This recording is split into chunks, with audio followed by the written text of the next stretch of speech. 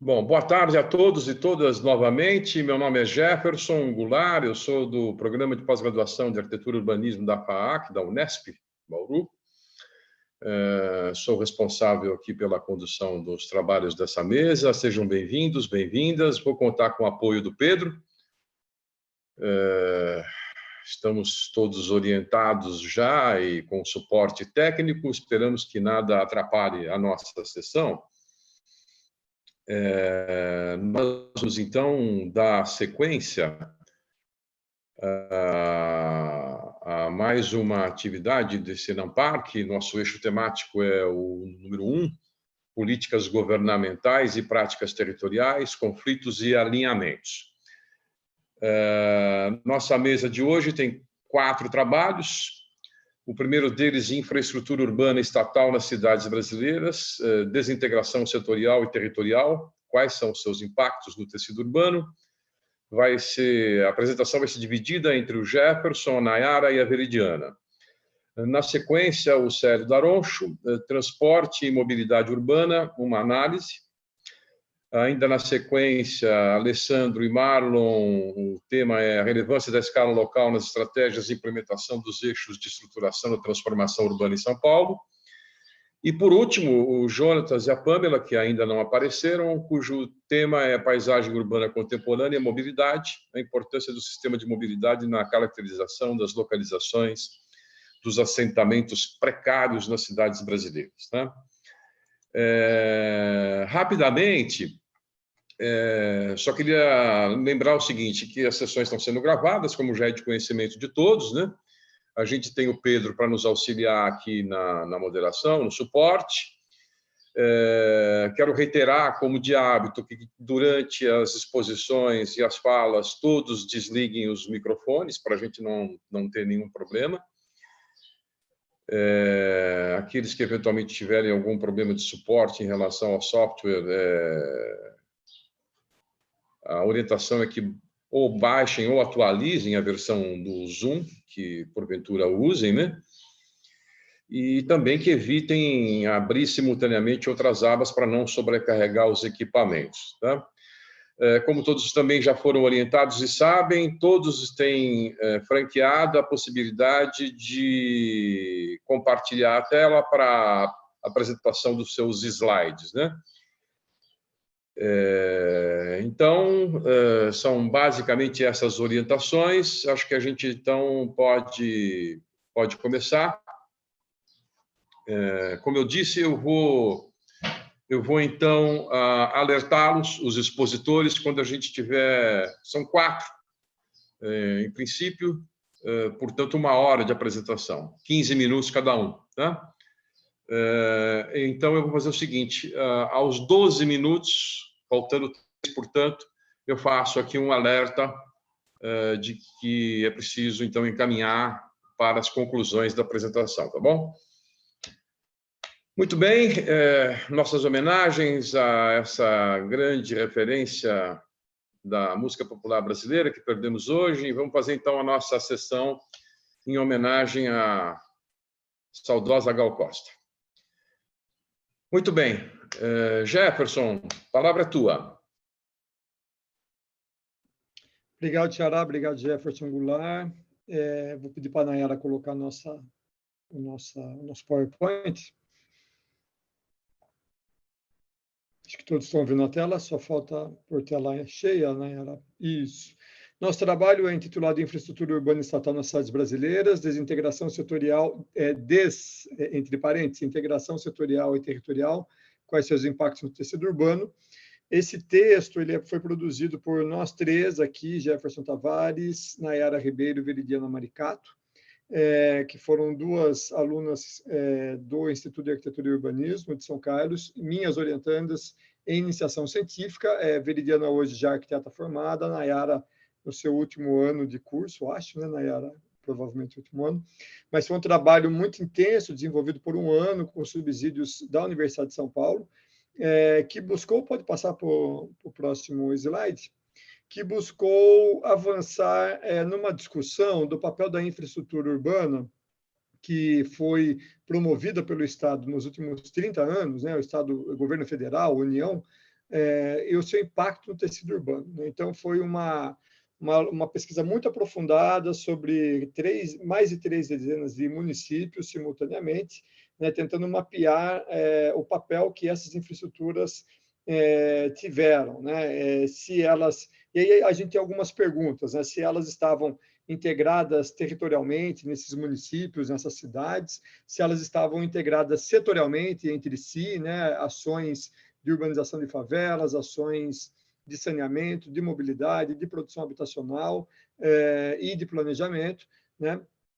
E então verificar como que ela se comportava no tecido urbano, se ela colaborava ou não para a sua dispersão, se ela colaborava ou não para a concentração demográfica e quais as suas repercussões nesse tecido. Obviamente, foram 2 pesquisas de iniciação científica, mas com uma intensidade muito grande, né? Foram, como eu disse, pesquisas que foram financiadas com bolsas da USP, mas que estavam vinculadas a trabalhos da FAPESP e do CNPq que eu venho desenvolvendo paralelamente e que contam fundamentalmente com fontes primárias. Vou passar a palavra para as 2, para a Veridiane e para a Nayara, porque elas vão dar sequência e vão apresentar aqui os seus resultados, discussões e resultados.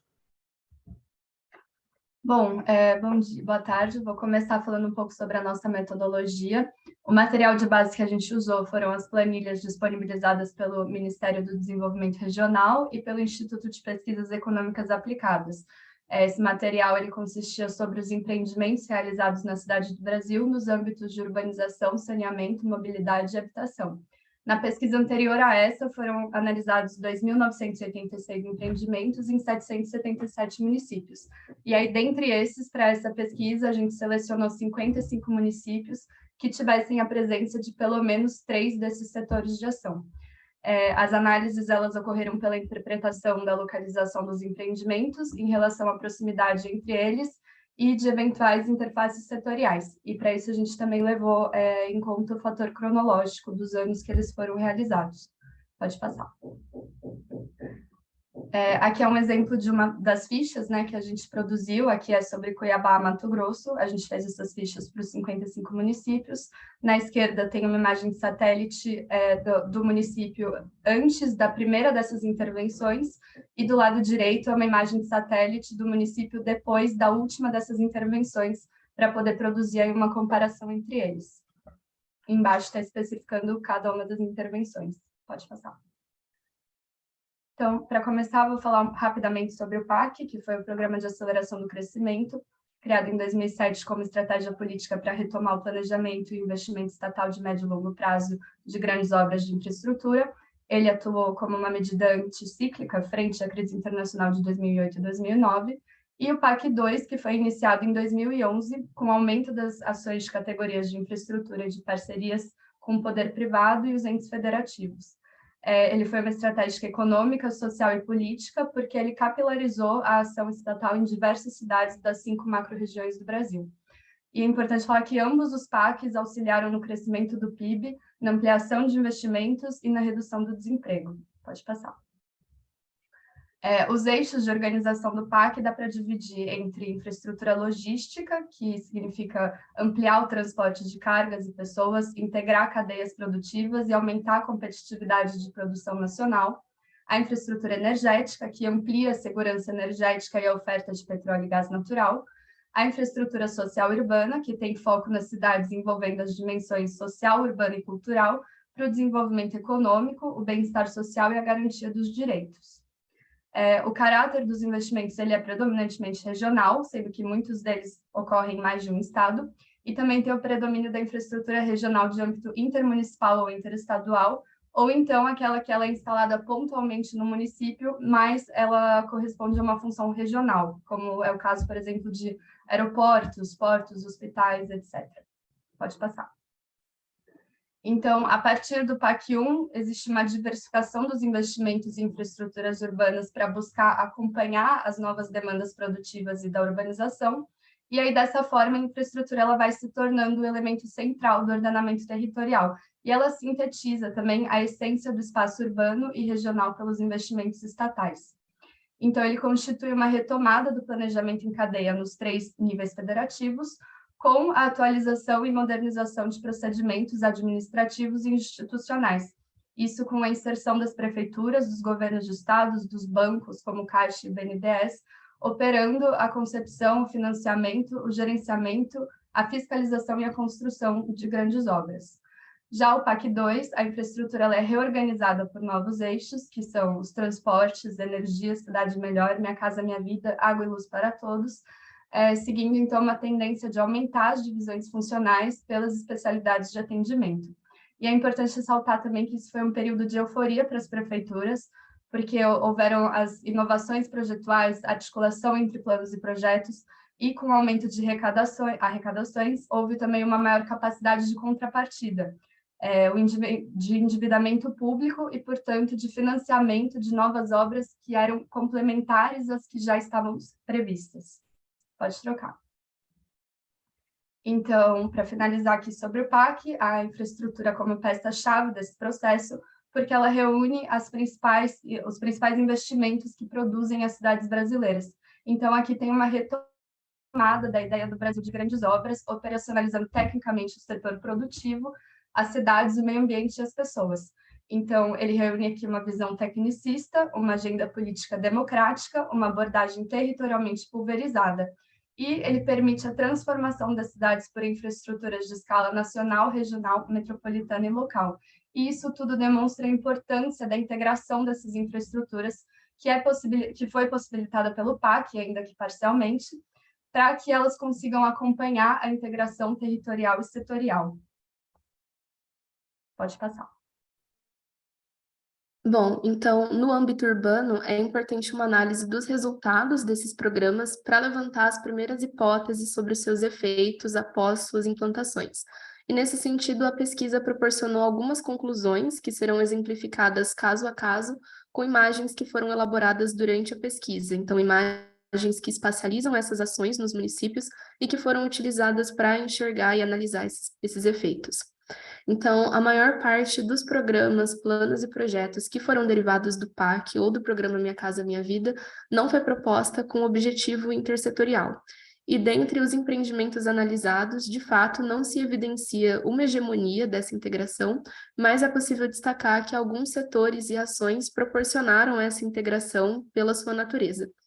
Então, como exemplo, o município de Aparecida de Goiânia, identificado nessa imagem, apresentou essa integração pelas ações de habitação e saneamento que foram implantadas de forma integrada numa mesma localização, que são essas ações destacadas. Mas o que se identifica como predominância da característica desses empreendimentos é a consolidação de distintos setores em diferentes lugares, com muitas ações em todo o tecido urbano, incluindo nos limites e fora dele em alguns casos. Essa imagem de Curitiba, que espacializa todas as ações no município, é um caso que exemplifica essa pulverização, com muitos empreendimentos distribuídos dentro de todo o tecido. Em relação aos efeitos que podem ser notados no tecido urbano, algumas das ações implantadas dentro desse tecido já consolidado apontam para um resultado de adensamento dessas áreas. Então, sejam elas internas à mancha urbanizada ou nas suas bordas e em vetores que já estavam se expandindo. Como exemplo, de Rio Branco, com empreendimentos que intensificaram a ocupação de alguns vazios internos à mancha urbanizada. Essas duas imagens menores são uma aproximação dos empreendimentos de saneamento e habitação para fazer o comparativo desse tecido em 2009, que foi o ano de provisão dessas ações, e de 2020, que evidencia como aconteceu esse adensamento. Outro ponto a se destacar é como a operacionalização dos empreendimentos dentro da mancha urbanizada também acontece com uma forte influência intermunicipal, que na maioria das vezes é pela relação metropolitana com provisão de infraestrutura próxima a outros municípios que têm essa realidade interdependente. Como nesse exemplo de Palhoça, em Santa Catarina, com urbanização de assentamento precário e saneamento integrado, ali identificadas, no limite conurbado com o município de São José. A infraestrutura de mobilidade, ela ocorre setorialmente e territorialmente mais integrada nos eixos de transporte de massa ou quando ela ocorre para integração modal, junto de portos e aeroportos, então territorialmente integradas. Em Natal, por exemplo, isso é identificado pelas obras de ampliação e modernização do aeroporto, também ali identificado, que é mais distante da mancha urbanizada principal. Mas o maior paradigma de integração setorial e territorial ocorre pelos projetos de urbanização de assentamentos precários, portanto, em áreas de vulnerabilidades sociais, como essas várias ações de urbanização em Boa Vista, com mais de 10 mil famílias que foram atendidas em áreas mais periféricas do município. Mas também há ações que promovem a expansão da mancha urbanizada, seja pela ampliação do tecido urbano de forma contígua ao tecido existente, ou por atender aos extremos do tecido existente e possibilitar a continuidade do seu crescimento por iniciativas particulares, pelo mercado formal e informal e pelas ações imobiliárias. Essas tendências, elas podem ser vistas, certo? Nesse exemplo, em Araucária, onde a localização das ações destacadas indica e consolida os limites desse tecido, que vão se expandir ou estão nesse processo de expansão. A mobilidade também exerce essa influência por consolidar as bordas da cidade como fronteiras a serem superadas e por conferir segurança a investimentos e valorização das áreas já ocupadas. Anápolis é um exemplo com muitas ações de pavimentação nos limites da mancha urbanizada ou onde antes não havia parcelamento. Então, essas ações que estão destacadas também. Em geral, essa expansão da mobilidade, ela atende a demandas pré-existentes de moradias localizadas distantes das opções de emprego, educação e saúde, mas também de atendimentos de equipamentos de âmbito regional, nacional, que é o caso de Maceió, com investimentos que aconteceram junto ao aeroporto e ao VLT. E, por fim, tem um último efeito que decorre da dispersão contínua ou em mancha secundária do tecido urbano. Então, por exemplo, ainda em Maceió, com uma provisão simultânea de habitação, saneamento e mobilidade, criando manchas de dispersão ou novas frentes de parcelamento. E complementa esse quadro de dispersão os empreendimentos completamente desconectados da mancha principal ou com pouca conexão. Esse exemplo de Marabá, com cerca de 2.000 unidades habitacionais que foram implantadas em manchas distantes ou totalmente desconectadas da mancha urbanizada principal. Nesse caso, desconectada por barreiras naturais, rio e topografia. Então, para finalizar, a compreensão do processo de urbanização e algumas das configurações resultantes da ação pública, a gente pode destacar, em primeiro lugar, o adensamento e consolidação de relações no interior do tecido urbano ou da principal mancha urbanizada. Em segundo lugar, a expansão do tecido urbano pela propagação contígua dos limites da mancha urbanizada, seja por efeito direto ou indireto do investimento público analisado. E, por fim, a dispersão urbana pelo esgarçamento desse tecido urbano por ações fragmentadas, mas que estão articuladas à mancha urbanizada principal ou ao tecido urbano. E, assim, eles conformam novos tecidos ou, então, consolidam manchas urbanizadas que são secundárias existentes. Obrigada.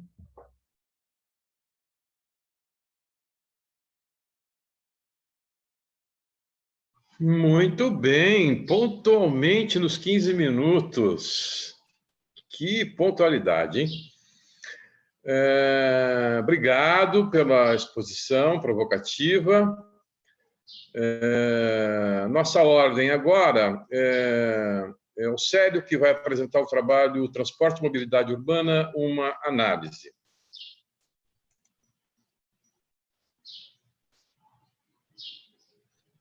Oi, estão me ouvindo? Estamos. A tela está compartilhada. Ok. Bom, então, boa tarde a todos. Meu nome é Célio Daroncho, sou doutorando na FEC-FAO da Unicamp, sob orientação do professor Pedro José Pérez Martins. E esse aqui é um recorte da tese, pegando muito mais a parte de pesquisa bibliográfica, a parte de análise daquilo que a gente vai precisar e que a gente está usando agora para desenvolver o trabalho propriamente dito. Então, a gente tem aí uma análise de urbanização que se altera a partir do início do século XX. quando, até como bem foi mostrado, quando as cidades começam a se espraiar. E a gente começa a ter aquele efeito de camadas periféricas que vão se sobrepondo. Quando uma camada acaba ganhando um valor imobiliário, e a gente tem aí a exploração imobiliária, essa população, que às vezes tem um baixo poder aquisitivo, na grande maioria das vezes, ela acaba migrando para uma região um pouquinho mais afastada. Isso faz com que o investimento em transporte para atender essas pessoas seja cada vez maior e cada vez mais a gente tenha que fazer os nossos sistemas de transporte chegarem mais longe para poderem dar mobilidade, para poder dar acessibilidade para todas essas pessoas. E quando esse transporte formal não existe ou tem problemas, surge o transporte clandestino, como São Paulo enfrentou há um tempo atrás, né, lá pelos anos 80, ou surge a opção pelo automóvel. E quanto mais a gente usa o transporte individual, o transporte via automóvel, mais a gente gera congestionamentos e interferências no meio urbano, mais a nossa cidade fica complicada de ser vivida e gerenciada. Então aqui, o objetivo específico aqui é fazer uma revisão de conceitos, começando lá na mobilidade, lá nos sistemas de transporte e terminando no item mais atual que a gente tem, que seria a cidade de 15 minutos. Aí essa novidade, digamos assim, que começou a ser implantada em Paris no início dos anos 2020, do professor Carlos Moreno, da Universidade Paris 1. Então, o que a gente começou a analisar aqui? Primeiro, essa análise, essa existência ou necessidade dos sistemas de transporte. A cidade foi se espraiando, os seus limites geográficos foram aumentando, as distâncias foram aumentando. Então, conforme isso foi acontecendo, a gente teve obrigatoriamente que chegar nesses locais para transportar essas pessoas. Na sequência disso, a gente tem a questão de mobilidade e acessibilidade, ou seja, esse sistema de transporte existe ou é necessário porque essas pessoas precisam se deslocar, elas precisam viajar, fazer aquela viagem urbana, fazer aquele deslocamento da onde elas moram, que muitas vezes não tem muitos serviços, e às vezes nenhum, até os locais onde os serviços são disponíveis, inclusive onde ela trabalha, onde ela estuda, onde ela vai fazer compras. Então, essa necessidade de mobilidade veio concomitante aí com os sistemas de transporte. E, obviamente, que a gente tem aí a questão de quem paga isso. Porque, para fazer essa infraestrutura, a gente tem que investir, tem um custo. Então, eu tenho que o PIMO, né? Planejamento, implantação, manutenção e operação. Eu tenho que planejar, eu tenho que implantar, eu tenho que dar manutenção e eu tenho que operar todo esse sistema. E, por mais que a gente tenha algumas alternativas mundo afora de transporte público gratuito, por mais que ele seja gratuito para quem usa, ele tem que ser pago. Alguém está financiando isso, alguém está pagando o combustível, alguém está pagando aquele motorista, ou seja, eu preciso ter um financiamento para ele. Seguinte a isso, a gente tem a questão do desenvolvimento orientado ao transporte sustentável, aonde a visão passou a voltar para deslocamentos mais curtos, e não a gente atravessar a cidade, perder 2 horas de deslocamento, 2 horas do nosso dia, porque a gente tem que atravessar de uma região da zona leste de São Paulo para trabalhar no centro ou em uma zona oeste, zona sul. Isso acaba exigindo que as cidades venham a ser mais compactas. Então, eu ter que adensar mais ou essa cidade ou esse bairro. Na sequência, e consonante a isso, a gente tem a cidade inteligente, ou o bairro inteligente, aonde, com base no uso da TI, ou das TICs, né, as tecnologias da informação e da comunicação, a gente acaba organizando ou dando uma melhor mobilidade, uma melhor acessibilidade a todos os serviços aí do meio urbano. Então, a gente tem aí, junto a isso, né, a influência da tecnologia da informação nessa mobilidade. Ou seja, cada vez mais a gente tem internet ou conexões de alta velocidade. A gente está implantando agora o 5G. Está meio em início de implantação, ainda lá tem seus problemas, mas com o 5G a gente tem cada vez mais a chamada hiperconectividade, onde tudo está conectado com tudo. Então, isso gera ou poderá gerar a desnecessidade de uso de alguns serviços. Hoje em dia, por exemplo, se a gente pegar nos anos 80, a gente tinha fila nas agências bancárias. A gente tinha filas nos caixas, o office boy que chegava lá com um pacote desse tamanho de boletos da empresa para pagar. Hoje você vai no banco, o banco tem 1, 2 caixas e meia dúzia de pessoas lá quando tem, porque você faz tudo isso empresarialmente e pessoalmente de forma remota. Inclusive o que a gente está fazendo aqui hoje, né? Ou seja, a gente teria aí uma concentração de pessoas na USP, por exemplo, na FAO, e a gente está todo mundo em casa, cada um em algum lugar do mundo, seja lá onde queira estar. Então, isso acaba chegando aí no nosso último conceito, que é a cidade de 15 minutos, lá do professor Carlos Moreno, aonde pode ver que esse conceito ele se conecta totalmente com o conceito de DOTS, ou seja, é uma distância curta, uma caminhada ou uma pedalada de 15 minutos. Quer dizer, eu faço tudo no meu bairro. Eu não uso mais os sistemas de transporte em grande escala. E aí que vem aonde a gente está começando a interpretar os dados disponíveis aí da cidade de São Paulo, sobre como, e a pandemia nos trouxe um estudo de caso fantástico, isso aqui foi pensado antes da pandemia, que é como que a cidade vai se comportar, como que o financeiro da cidade, como que a estrutura urbana vai se comportar com a gente tendo um uso muito menor dos sistemas de transporte, seja público, seja individual. Então, hoje em dia, por exemplo, a gente vê as grandes redes de hipermercados estão fechando e está se criando o mercadinho. Um grande exemplo disso é o Extra Hipermercado, que agora é mini mercado extra.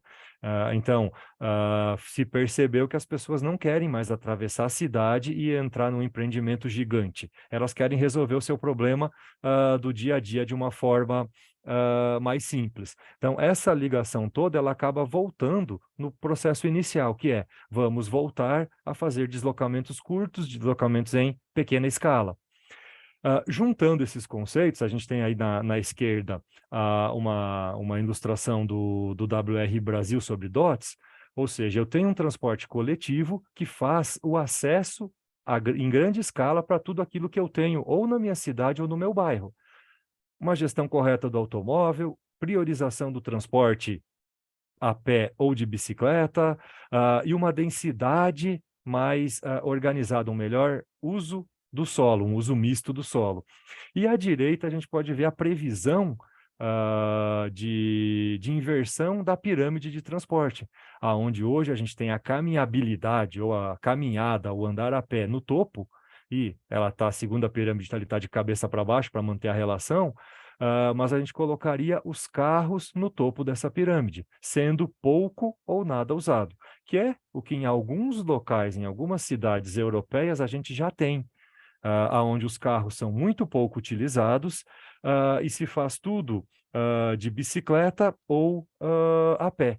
Então, e você tem eixos troncais de transporte público, a gente não tem uma proliferação tão grande aí do sistema de transporte público. E aí nos traz alguns questionamentos, que são os questionamentos que a gente está trabalhando. Qual o impacto que isso vai ter no sistema já estruturado, já existente? Qual é a estrutura necessária? Se a gente pensar para 2050, para 2040, a gente está investindo alto aí em metrô, pensando em São Paulo. Qual é a malha essencial que a gente tem? É essa que está sendo feita? É maior ou é menor? Ou a gente vai investir hoje dinheiro, recursos em algo que no futuro vai ser subutilizado? A gente não está falando que não precisa, né? A gente está só analisando que como vai se dar esse ordenamento de VLT, monotrilho, corredores de ônibus, BRTs, numa realidade futura que, se for por esse caminho, e é um C, né? A gente não sabe se vai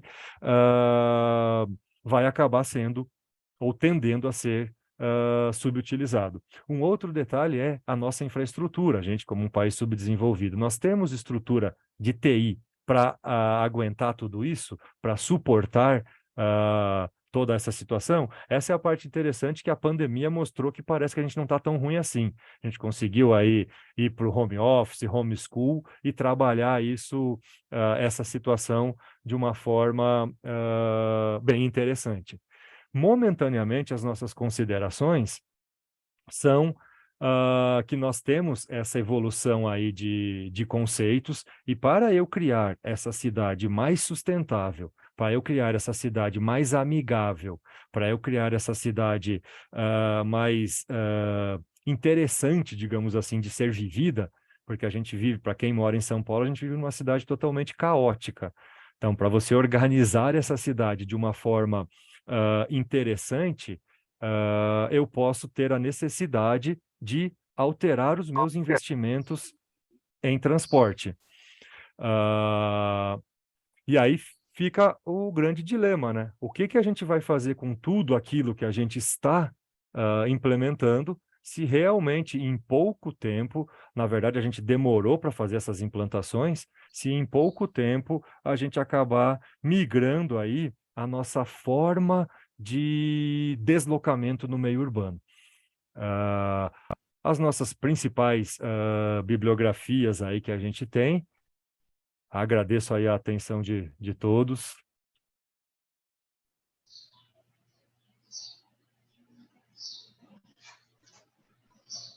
Muito bem, Célio. Eu até não te interrompi, porque eu notei que você estava concluindo, apresentando as conclusões e a bibliografia, mas você tem 3 minutos ainda, se você quiser fazer uso desse tempo para complementar.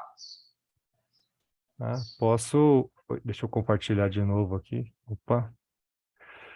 Na verdade, essa é a parte bibliográfica, não é bem um estudo biblionométrico, mas ele é a parte teórica que está embasando aquilo que a gente está trabalhando agora, que são os dados da CET, SP-Trans, Metrô, EMTU, os dados do SEBRAE, os dados do CGI, que é o Comitê Gestor da Internet, para a gente linkar tudo isso e nesse Big Data que a gente vai gerar aí, que a gente já gerou, né, que são informações que não acabam mais, a gente poder ver, e no meu caso, a pandemia, por mais incrível que possa parecer, ela me deu uma grande ajuda, porque a gente estava lá em 2019, 2020, pensando, na verdade no início de 2020, pensando em como que a gente vai analisar algo que a gente não tem um parâmetro. E aí a pandemia acabou trazendo esse parâmetro, né, que foi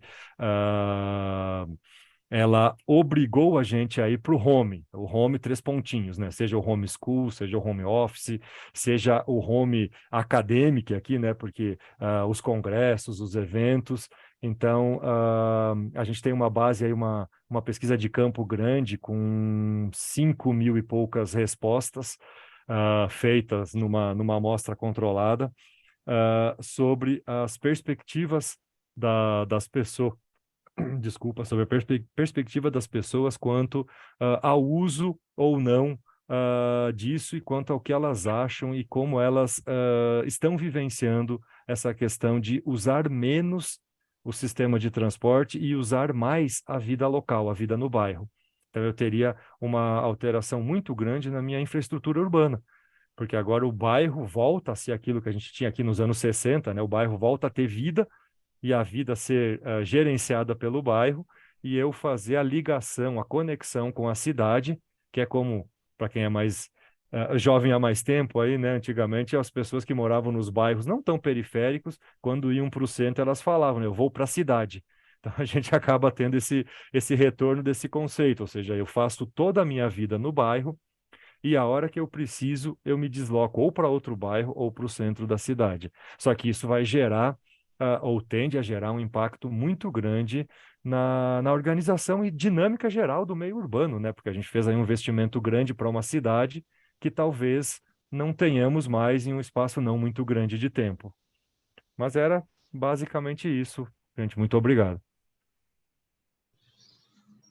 Muito bem, obrigado. Também pontualíssimo. A turma aqui está muito disciplinada.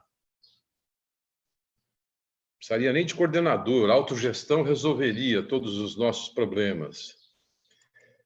Muito bem, agora na sequência é o Marlon que vai apresentar, vai dividir com o Alessandro. Isso, sou eu. Vou fazer sozinho. Posso compartilhar a tela, né?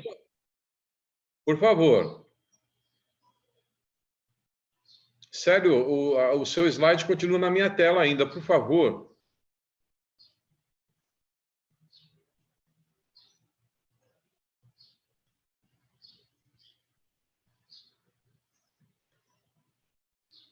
Ok. Apareceu? Apareceu.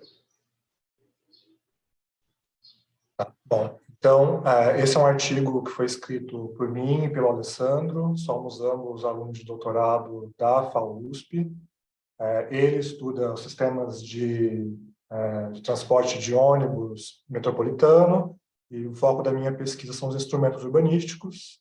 Portanto, esse é um artigo que busca um corte transversal entre as duas pesquisas, fragmentos dessas duas pesquisas, com foco na inserção dos eixos de estruturação da transformação urbana, que é um elemento do Plano Diretor de São Paulo. O objetivo do artigo, então, é tratar das potencialidades dos conflitos, né, que levou à inserção desse conceito, né, eixo de estruturação da transformação urbana. Para quem não é de São Paulo, não conhece, é uma espécie de Curitiba revisitada, né, com as particularidades e peculiaridades de São Paulo. A nossa hipótese é de que a aplicação de parâmetros urbanísticos, né, então um foco muito excessivo no zoneamento, que é o cerne desses eixos de estruturação, não conseguem reconhecer ou captar as especificidades e a dimensão local, né, do território por onde esse eixo atravessa. E a forma da gente discutir isso no artigo foi a partir de uma pesquisa empírica, com uma série de dados cartográficos, né? A gente faz a sobreposição, considerando alguns critérios de agrupamento de dados, apenas com o intuito de demonstrar esses conflitos e as possibilidades outras, né, para esses eixos não abordadas, de fato, hoje em dia, na sua implementação. Então, o artigo é dividido em 3 grandes partes, né? A primeira trata da inserção desses eixos no contexto do transporte metropolitano, né? Então, essa mancha urbana, digamos assim, o core da região metropolitana de São Paulo.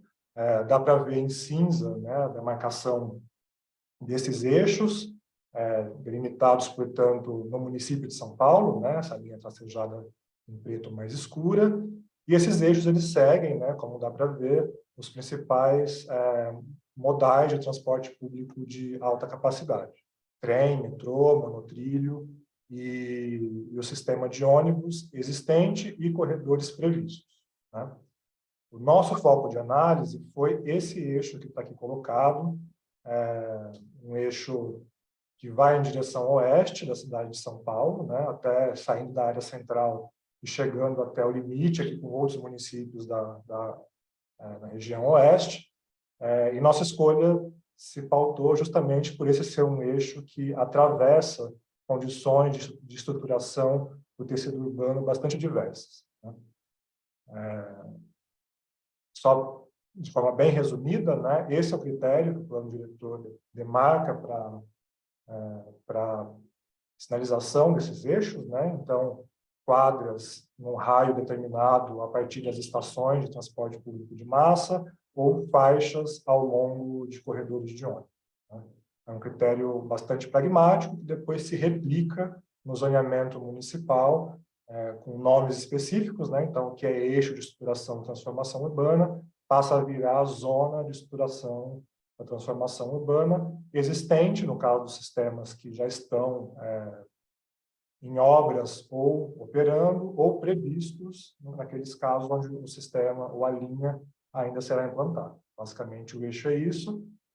Do ponto de vista de implementação, ele também soma uma série de parâmetros urbanísticos, né, bastante voltados, por um lado, à intensificação do uso desse solo, então, os maiores coeficientes de aproveitamento, taxas de ocupação, etc., estão localizadas nessa zona, e uma série de incentivos também à qualificação desses possíveis empreendimentos, no sentido de oferta de comércio no térreo, de calçadas mais largas, etc. Então, uma série de parâmetros que vão, inclusive, reduzir o valor a ser pago da outorga onerosa para garantir alguma qualidade urbanística, lote a lote, ao longo dessas estruturas de transporte.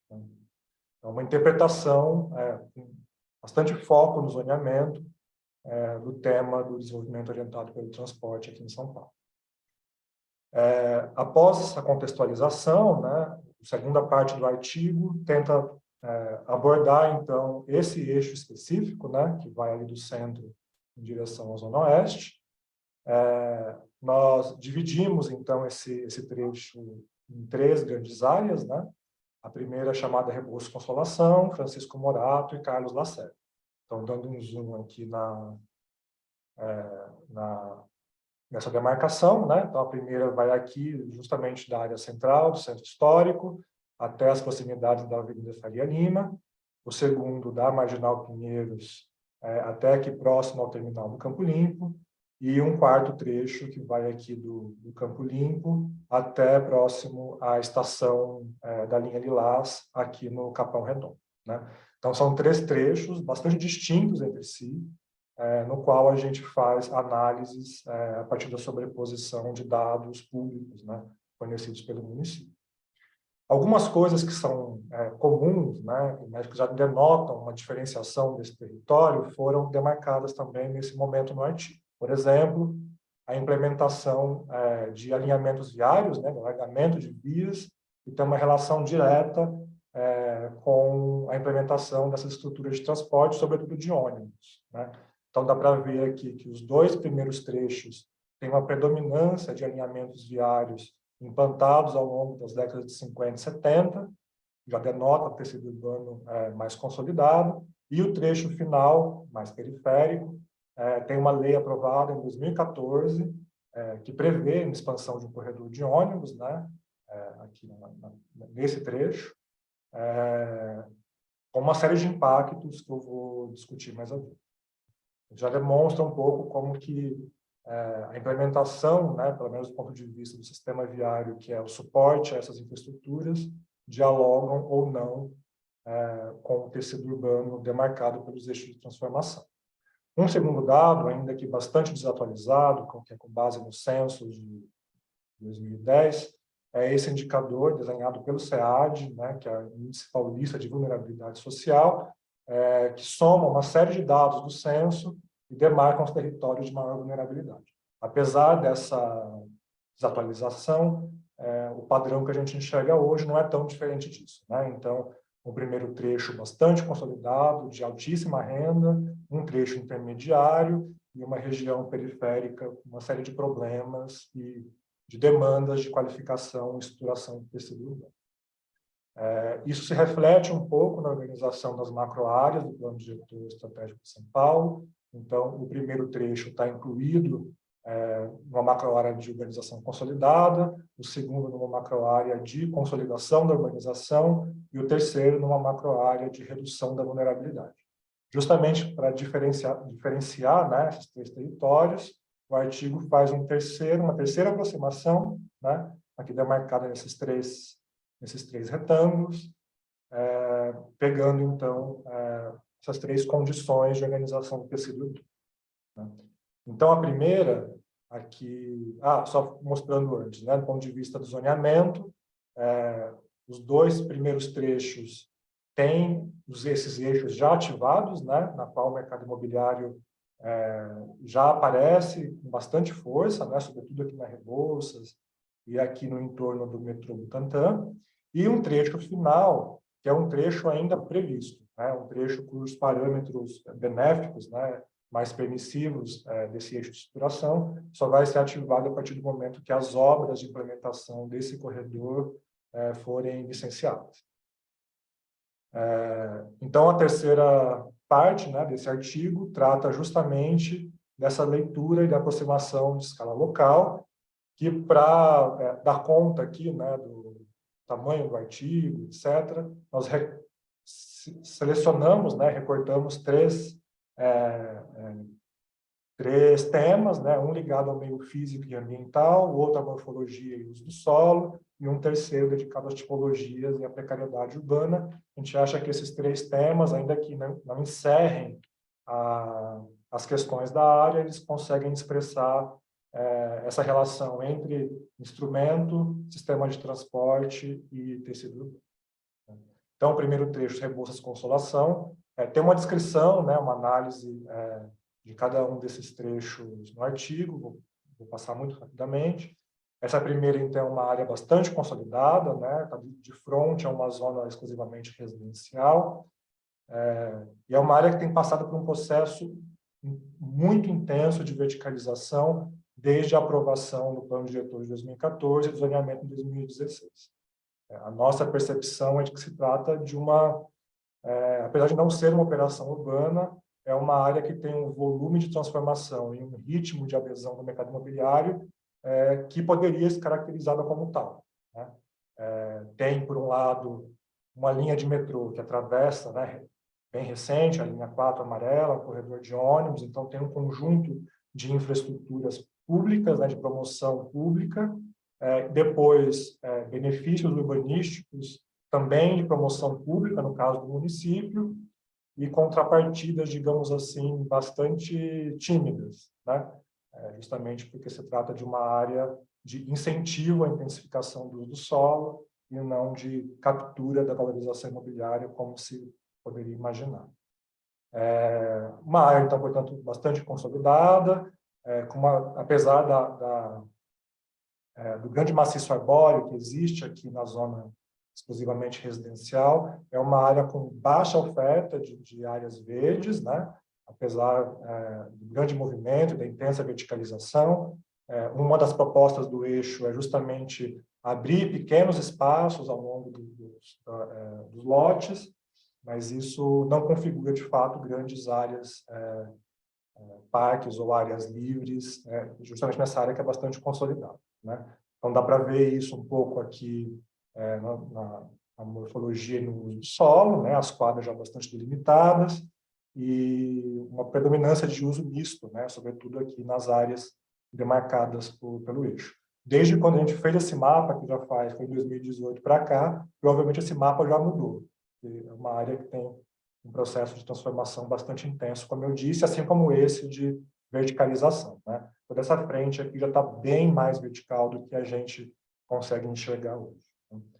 O segundo trecho, né, que está naquela área de qualificação, já aparece aqui um alargamento no corredor de ônibus que foi implementado parcialmente, não nessa extensão, né? Dá para ver que as quadras aqui ainda permanecem dentro da área de alinhamento viário.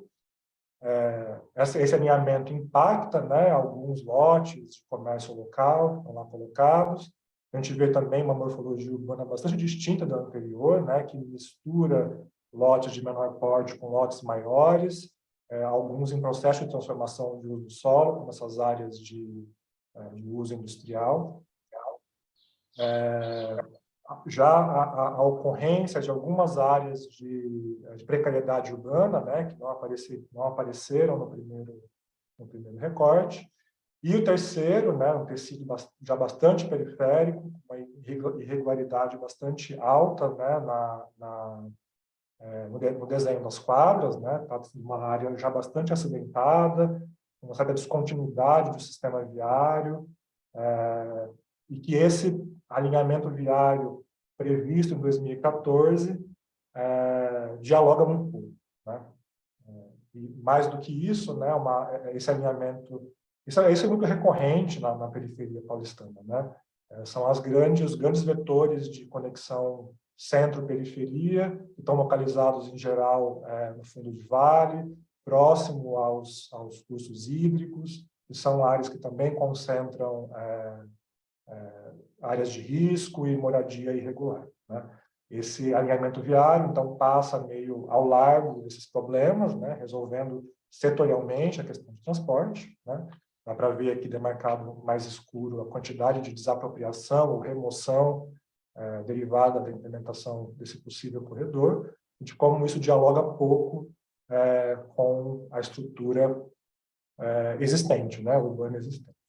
Então, só para concluir, né, as considerações um pouco resumidas do artigo é de que as estratégias colocadas pelos eixos apresentam grandes fragilidades, né, sobretudo porque se trata de aplicação mediante um instrumento urbanístico, que é o zoneamento, que por si só não tem uma natureza de diálogo intersetorial ou de identificação de elementos de transformação do território para além do lote a lote. Quando eu olho mais a periferia, isso se intensifica, porque também tem aí bem menos uma condição de consolidação do tecido urbano e uma atuação do mercado imobiliário que não é sempre do mercado formal, né? O que distancia ainda mais da capacidade de zoneamento responder à qualificação desse território, né? O alinhamento viário, como eu comentei, também tem problemas sérios e apontam para uma baixa intersetorialidade desse tipo de política, em diálogo um pouco com o artigo e a pesquisa que o Jefferson e seus alunos apresentaram aqui. São parâmetros, portanto, homogêneos, né, urbanísticos, voltados ao lote, pré-definido pelo plano diretor e pelo zoneamento, e não dão conta da complexidade desse território, nem teriam como dar, né? Entende-se, portanto, que, para além desse zoneamento, essa transformação desejada pelos eixos de transformação deveria não ser só desenhada, mas gerida, né? O que demanda do poder público municipal, e nesse caso também estadual, uma articulação que é bastante complexa, muito difícil de acontecer, que faz com que hoje em dia diversos urbanistas, inclusive alguns promotores dessa legislação, sempre apontam o zoneamento como grande instrumento qualificador e reformulador do tecido urbano paulistano, e o que a gente vê na prática é que isso só ocorre em áreas consolidadas, mas não na periferia. É isso. Obrigado. Muito bem, obrigado, Marlon. Vamos, então, agora passar para o último trabalho.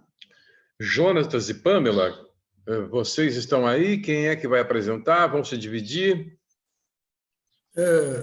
Professor, eu vou falar só no iniciozinho, mas depois a Pamela vai apresentar mesmo, mais para dar o contexto da... Eu acho que quem está com a apresentação é a Pamela. Sou eu que vou compartilhar. Jefferson, queria ter visto a tua apresentação, estava numa outra sessão, com outro trabalho. Já dialogamos. Tá lá em cima já. Eu colocar rapidamente. Consigo colocar.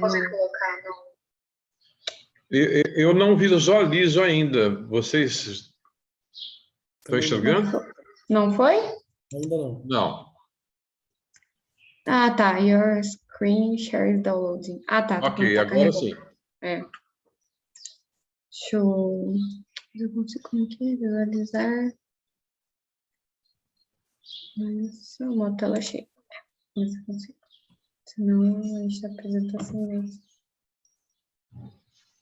Não foi, né? Ok? Podemos começar? Oi. Podemos começar. Sim, só está carregando a apresentação. Só um minuto.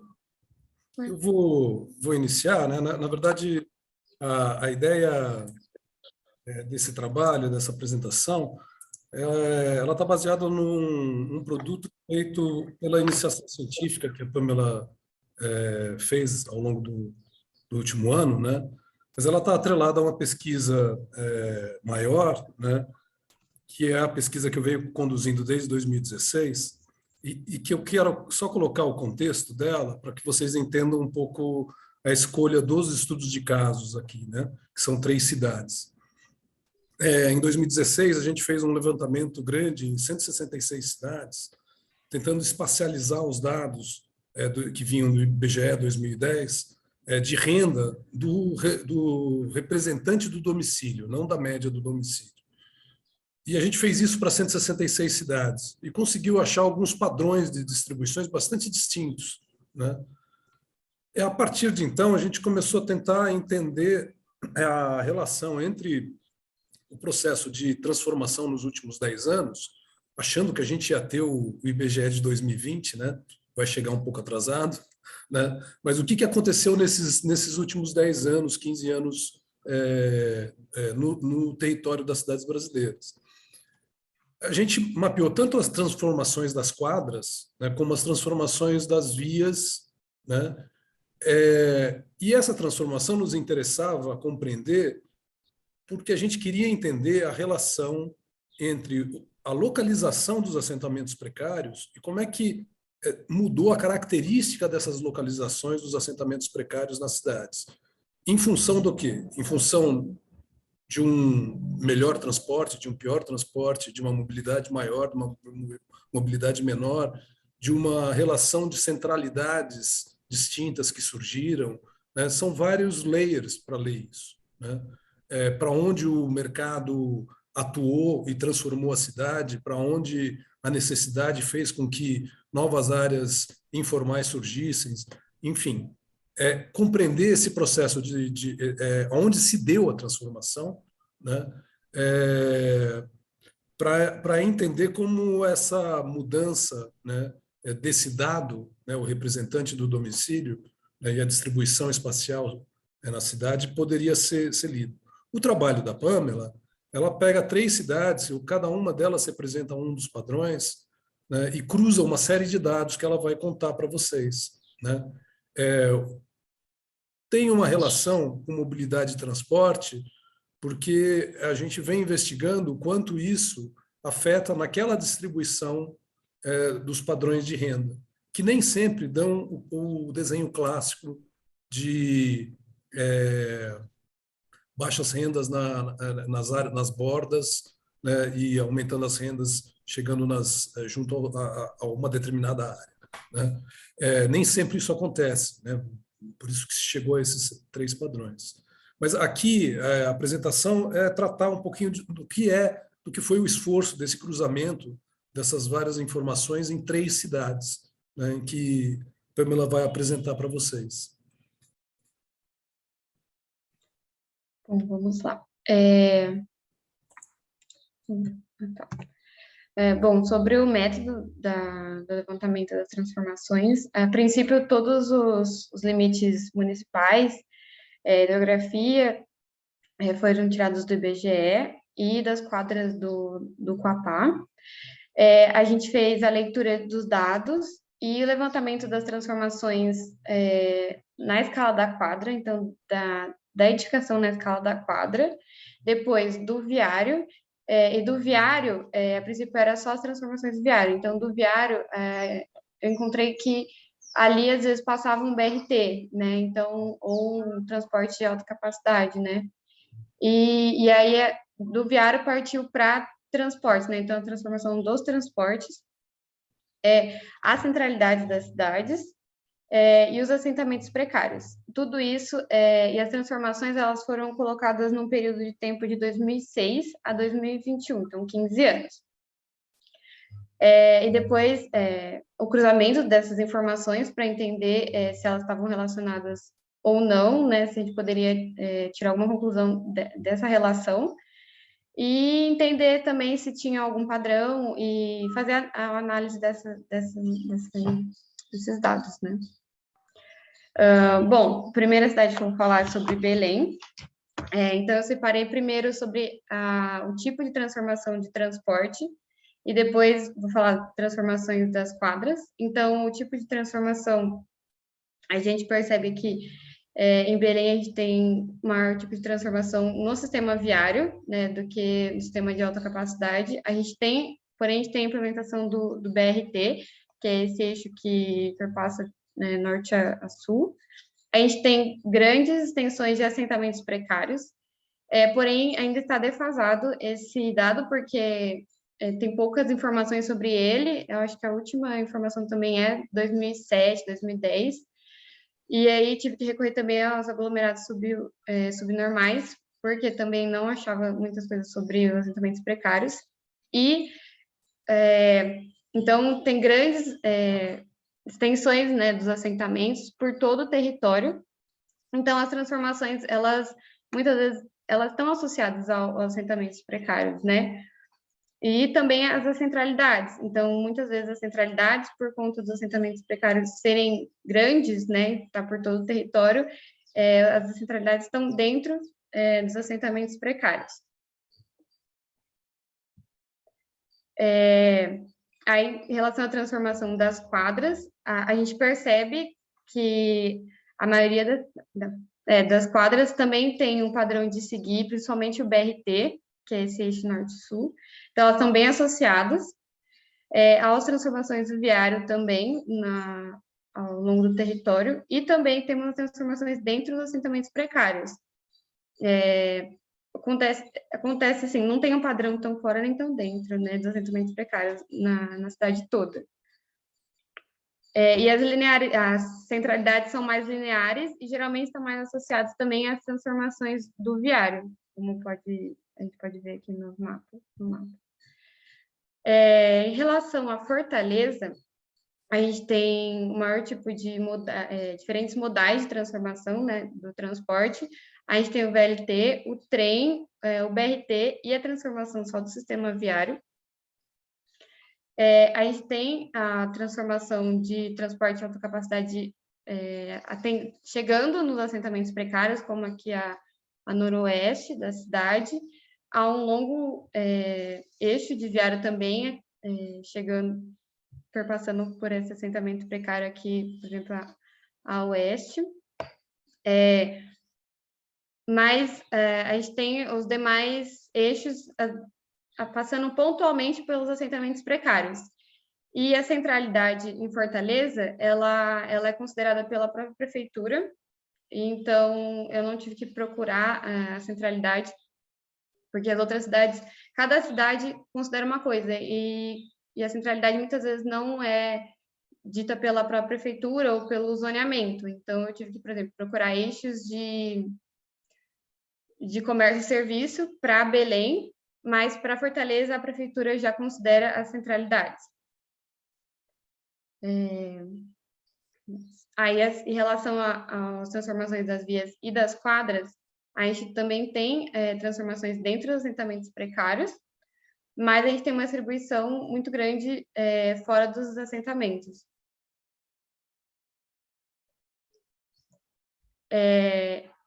Em relação a Maringá, nós não achamos nada relacionado a assentamentos precários, porque a cidade, ela classifica que não existe, e também o IBGE não existe aglomerado subnormal. Então, o que nós levamos em consideração são os loteamentos populares, que, olhando no mapa da renda, muitas vezes eles batem com as menores rendas. Então, foi isso que a gente levou em consideração, os loteamentos populares. E a gente tem um único eixo de transporte de alta capacidade, que é o BRT, o resto são todas transformações viárias, de viário, isso. E as centralidades também foram encontradas a partir dos eixos de comércio e serviço, porque a cidade, ela não tem nenhum zoneamento que classifica centralidades ou níveis de centralidade, né? Então, aqui a gente tem um longo eixo viário ao norte que está associado aos loteamentos populares, né? Essa transformação de viário aqui chega, mas o BRT, ele atende pontualmente alguns loteamentos. E os outros viários também, eles atendem pontualmente os assentamentos. Em relação às quadras, e ao próprio sistema viário, né, em si, pouco se transforma dentro dos loteamentos populares, e também quase não existe surgimento de novos loteamentos populares, né, que é esse amarelinho, né, que é a adição de novas quadras, né, então quase não existe essa adição. E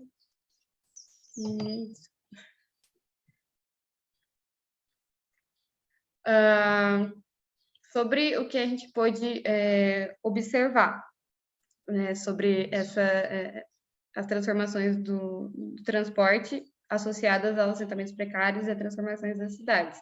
É que cada cidade tem um padrão de transformação,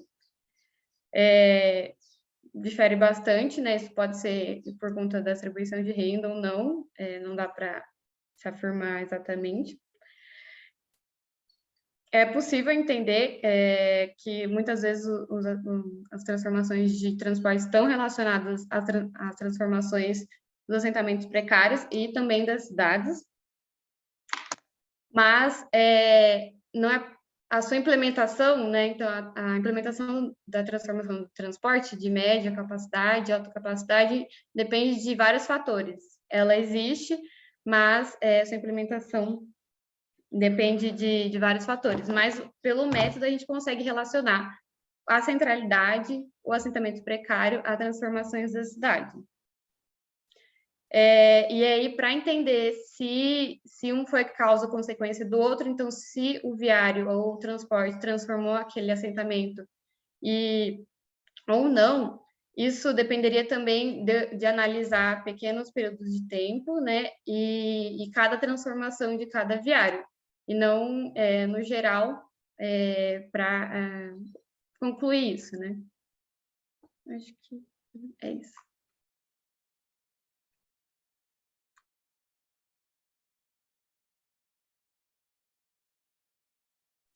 Aí, o que mais?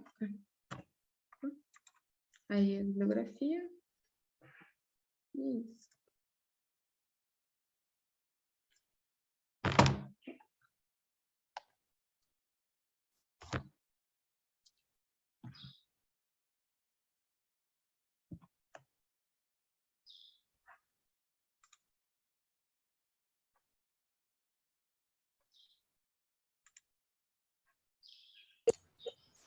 Oi?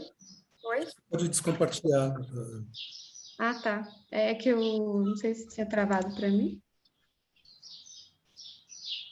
Não sei se o Jefferson travou. Eu caí, eu tive uma queda de energia e voltei agora. Peraí que eu... É só aqui, né? Stop share. Ah, tá. Você está aqui compenetrado, assim, olhando no outro quadrado aqui, dá para ver seu rosto compenetrado, assim, parado olhando. Perplexo. Bom. Por favor, me ajudem. Pamela, você concluiu? Concluímos. Sim. Sim, vocês me desculpem, mas é absolutamente Imagina. involuntário. Imagina. Não, essas coisas acontecem. O problema técnico. Mas o Pedro estava aí a postos, né? Pronto a assumir, né, Pedro? Muito bem. Cumprimos, então, a apresentação dos 4 trabalhos. Nós vamos passar agora, então, à parte de debates, problematização, diálogo entre os expositores, os participantes. Lembrando só o seguinte, a gente precisa necessariamente concluir às 3:10, porque tem uma sessão logo em seguida que usa o mesmo link. Tá? Então, a gente precisa dar esse intervalo de 10 minutos, inclusive para aqueles que vão continuar participando terem um tempinho para tomar uma água e se reciclarem, né? Então, nós temos aí 40 minutos, basicamente, para debater.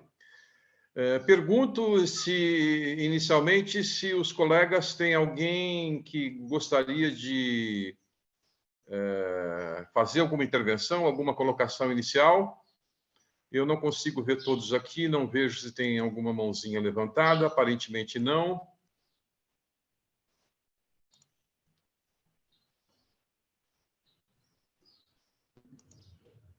Jefferson, posso iniciar aqui nossa então, conversa. Tá, vamos lá. Vamos dar preferência nessa primeira rodada aos próprios expositores, para eventualmente complementar e dialogar com os demais colegas, tá bom? Então, vamos lá, Jefferson. Muito bem, eu acho que a composição da mesa é boa, né? Conseguiu reunir um conjunto de trabalhos que tem aqui um diálogo, um corte interessante. E olhando a totalidade dos 4, né? E claro, muito influenciado pela pesquisa que eu trago aqui com as meninas, né, com a Nayara e com a Viridiana, eu queria deixar uma pergunta provocativa, que é uma pergunta que tem nos perseguido e que me parece está um pouco na base da discussão, está bem na base da discussão do Jonatas, né, e da Pamela, mas perpassa também o trabalho do Célio e do Marlon, né? Que é a questão é a seguinte: será que a partir dessas novas intervenções estatais, da produção do espaço pelo mercado e por essa verificação de distribuição de rendas, nós estamos vendo uma mudança de estrutura do espaço interurbano? Pergunto isso muito à luz dos estudos clássicos do Flávio Vilaça, né? que comprovaram para as regiões metropolitanas brasileiras, naquele momento do século XX, né, uma estrutura muito organizada pelos seus vetores, pelos seus setores de concentração de renda e melhor qualificados. E me parece que os trabalhos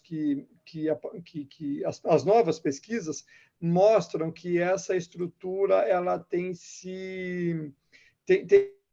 algumas fissuras, né? O nosso trabalho mostra um pouco isso, né? A capilarização e a dispersão das ações do Estado sobre áreas pobres ou deficitárias, ela é generalizada na cidade, não tem um setor mais concentrado ou menos concentrado, né? E os trabalhos que vieram aqui um pouco na decorrência da verificação empírica, principalmente do Jonas e do Marlon, me parece que apontam para essa discussão. Então, é uma pergunta um pouco provocativa, mas eu acho que é bom para uma mesa de evento científico, né? Obrigado, Xará. O Jonatas, na sequência. Não, achei ótima a colocação, a provocação, porque é um pouco o que lá na origem da pesquisa a gente se moveu muito por conta dessa questão, né? Então, acho que você entendeu e acertou de cheio, assim, que estava muito relacionado, de fato está. O que me parece é que, assim, a lógica processual que o Vilaça identifica, eu acho que ela continua válida, né? A lógica que ele vai encontrando para discursar sobre a questão da localização, né, do termo localização, e entender como, no processo de construção da cidade, isso vai se transformando, né? Eu acho que é válida, né? Talvez a manifestação no território, talvez, se ele não tivesse identificado naquela época, fosse mais difícil a gente conseguir identificar hoje, porque a coisa é um pouco mais imbricada, mas a lógica eu acho que é a mesma, né? E daí, fazendo uma provocação, né, com o trabalho do Célio, né, até pelo otimismo, né, dessa rápida transformação e etc., né, se a gente começa a compreender a lógica do processo de produção do ambiente construído, a gente vê que essas transformações elas não são tão rápidas, né? E a falta de investimento em infraestrutura, né, por exemplo, numa área metropolitana como São Paulo, né, ela é tamanha, ela é enorme, né? Se a gente comparar com outras cidades mais ou menos da mesma dimensão, seja Seul, né, áreas metropolitanas, né, Seul, México, a gente vai ver que a nossa infraestrutura, por exemplo, metroviária é ridícula, entendeu? Uma coisa muito para trás. Então, existe isso, na verdade, é reflexo das nossas opções de investimento, de lidar com essa cidade que ela é partida, né? Se ela é partida tanto pelos eixos, como o Vilaça conseguiu identificar lá na década de 80, que de fato era, né? Eu acho que mais do que a manifestação sobre o território, ele identificou um processo, né? E esse processo, apesar da manifestação ser diferente, eu acho que ainda é o mesmo, né? Se não é mais perverso.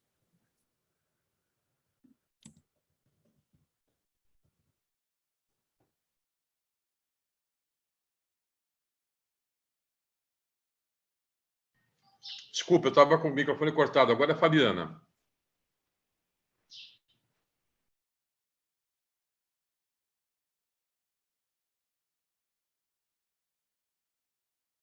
Microfone, Fabiana. É um horror isso, né? A gente começa a falar e esquece do microfone, porque é muito botão. Não, queria me Eu fui desculpar. passar a palavra para você também, estava cortado aqui. Desculpa. Eu só consegui, eu queria muito ter visto essa mesa desde o início, mas conheço o Marlon, conheço o Jonatas, de outros Zenon Parques, né, Marlon?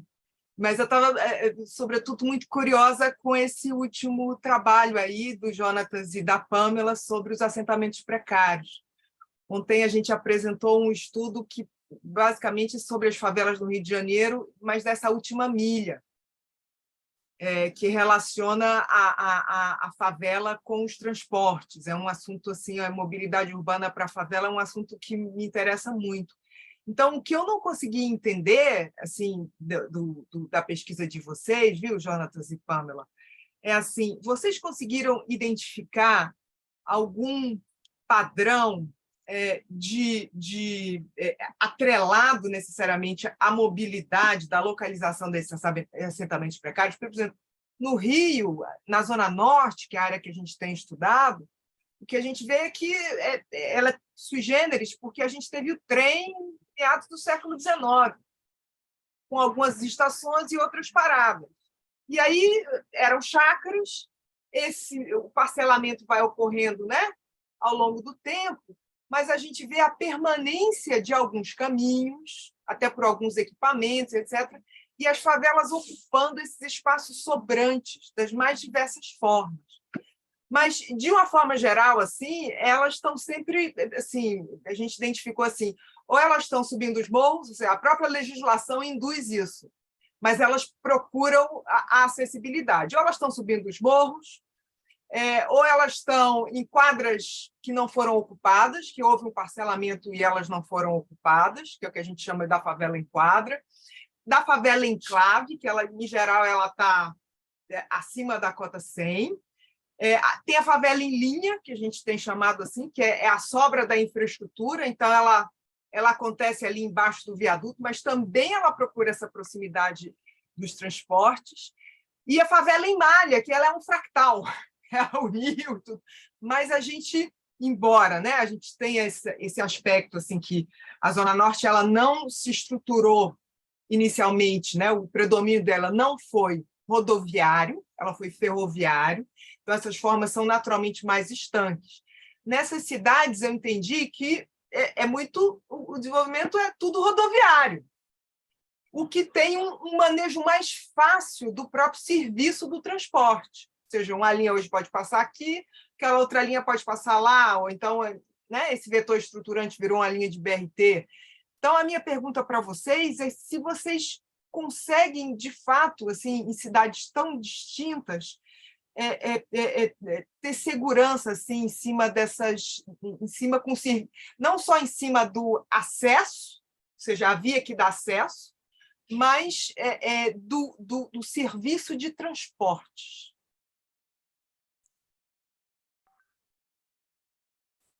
Eu não sei, Jefferson, eu respondo agora, segue a sequência.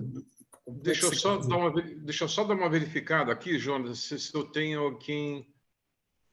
aparentemente, não. Não, fique à vontade. Pode falar. Oi, Fabiana. Ótima pergunta, né? Ótimo diálogo. Na realidade, eu acho que essa questão... vamos lá. O que a gente estava tentando investigar aqui começa com uma discussão lá atrás, dentro do grupo de pesquisa, né? Eu, Laura e Patrícia Samora, né? Eu, Laura Bueno e Patrícia Samora, a gente é do mesmo grupo de pesquisa lá na PUC, e a gente fazendo um firme propósito de fazer pesquisas que estudassem a relação das favelas na cidade, né? Já existem inúmeros trabalhos, né, da favela em si, né? Inclusive, escrevi recentemente um texto com Patrícia Samora, até da diversidade que existe dentro de uma área de favela, né? Mas o que nos interessava era isso, a relação das favelas com a cidade.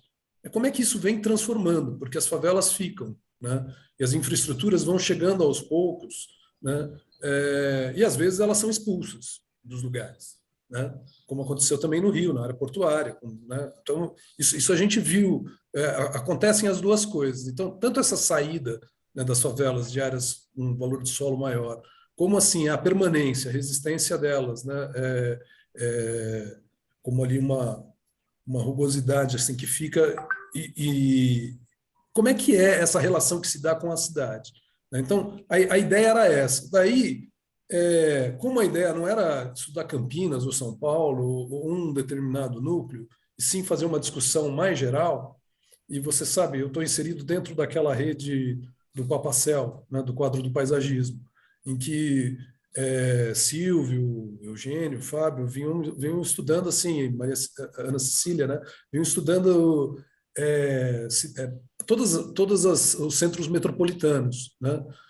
Então, para ajudar nessa discussão, eu fiz esse levantamento das 166 cidades, né? E daí, quando eu fiz a análise, né, eu cheguei nesses padrões. E eu falei assim, olha, vamos relacionar esses padrões, porque tem uns padrões que são muito malucos, onde você não enxerga, outra vez, o dado é o representante do domicílio, não é a média do domicílio. Mas, em algumas cidades, a relação de mancha da média ou do representante é a mesma, né? Vamos dizer, mais escurinho no centro, onde são as altas rendas, nas bordas da cidade mais, né, às vezes, eixos, como identificou o Vilaça, você via os eixos, né, claramente. Mas, às vezes, não. Às vezes, essa coisa do representante dava uma distorção completamente outro mapa, né? E daí a gente foi classificando nesse sentido. Para quê? Para relacionar, mesmo em áreas onde tinha concentração de favelas, bairros periféricos mal estruturados, com dificuldade de transporte, etc., você tinha ali rendas, né, na mistura da renda, você tinha rendas, não era preponderante o de 0 a 3, né? E a gente começou, então, a relacionar isso imediatamente à questão do acesso ao emprego. Então, acesso a uma centralidade, mas ter mobilidade para isso influencia, não influencia, né? E daí acho que a gente foi descendo nos estudos. Então, nós estamos numa fase em que a Pamela consegue fazer os primeiros mapas desses padrões, né? Onde a gente vai descer e começar a investigar isso mais claramente. A gente está montando material. E Pamela trouxe uma preocupação dela mesmo na pesquisa, né? Ainda como aluna de iniciação científica, né? A gente estava mapeando as transformações viárias. E ela começou a perceber que, por conta das políticas setoriais, né, que a gente viu, né, por conta dos planos de mobilidade que davam acesso a linhas, né, de investimento, fizeram BRTs em tudo quanto é lugar. Alguns BRTs têm sentido, outros não têm sentido nenhum, né? Mas passa a ser uma implementação sobre, outra vez, alguma via. Às vezes ele é motor dessa transformação viária, às vezes ele vem a reboque de alguma coisa que já vem sendo feito, né? Mas daí, como ela começou a incluir nas transformações viárias, onde tinha implementação de transporte de média e alta capacidade, né? Que eu acho que foi uma coisa importante para a pesquisa também, né? Porque a gente estava querendo mais enxergar a transformação viária, as principais, como indutoras ou como qualificadoras de espaços, né? Elas são indutoras, vêm antes do processo, como acontece, por exemplo, em Cuiabá, entendeu? Ou não, como a gente viu lá em Fortaleza, que ali é uma área muito densa, né? Precisaria realmente uma qualificação viária para começar a passar transporte de média capacidade ali, né? Então, assim, mas nós estamos descendo, né? A gente está muito nessa escala da cidade, a relação, né? E agora nós estamos tentando descer. E outra coisa que a pesquisa de Pamela também ajudou foi perceber o quão importante é a localização dessas centralidades e como a gente vai ter que achar um método, se a gente quer usar várias cidades, trabalhar com várias cidades, achar algum método para se chegar nessas centralidades, porque para cada cidade que ela fez, ela teve que achar um método diferente, né, de trabalho, né?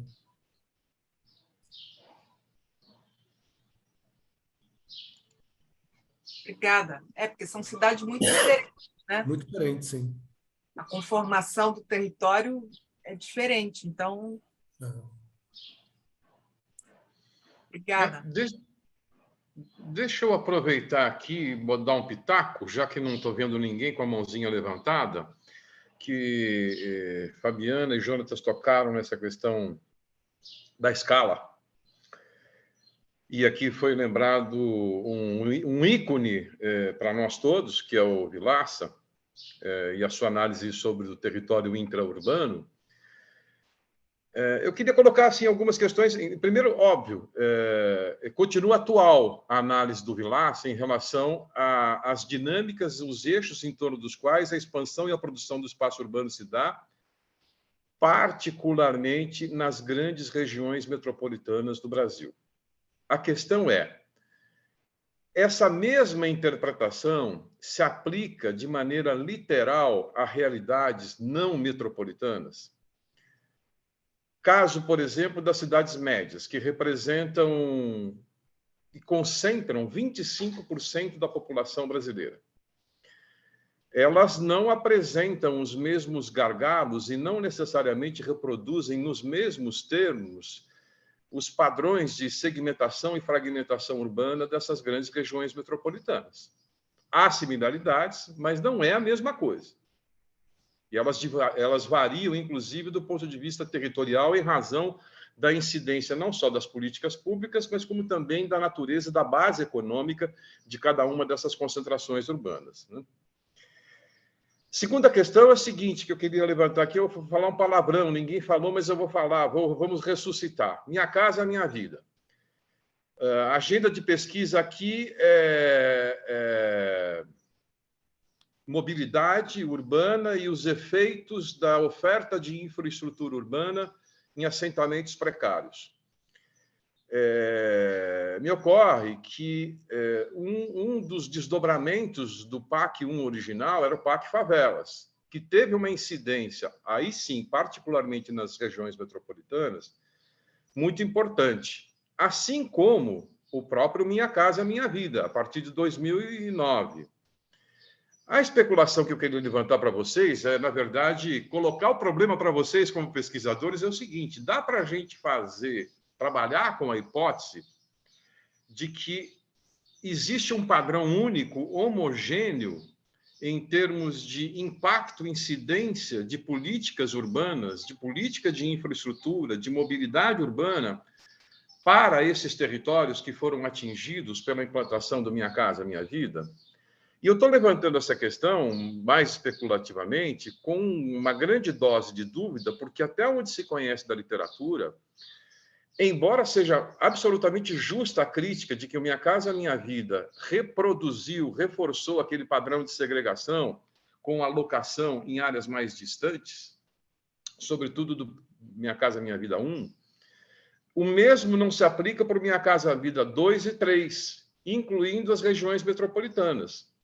Por exemplo, os casos de região metropolitana de Campinas e de São Paulo é diferente, porque esses grandes conjuntos habitacionais, no caso de Campinas, eles foram estendidos aos municípios fora de Campinas.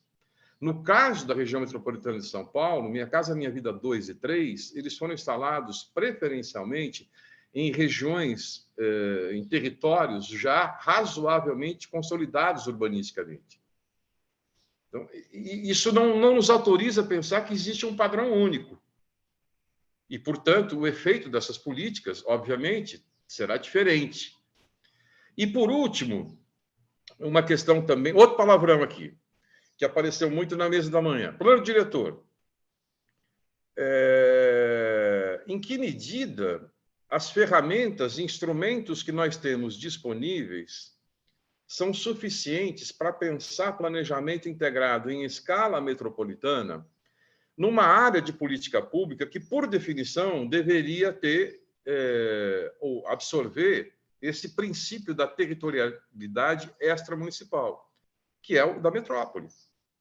No entanto, mesmo a partir do Estatuto da Metrópole de 2015, as experiências empíricas e os estudos, pesquisas que vêm sendo feitos demonstram que a capacidade de articulação e integração dessas políticas é próxima de zero, porque isso envolve um problema de autonomia municipal, de disputa por recursos escassos. E, portanto, a incidência dessas ações e dessas políticas do território também não vai obedecer a um único critério.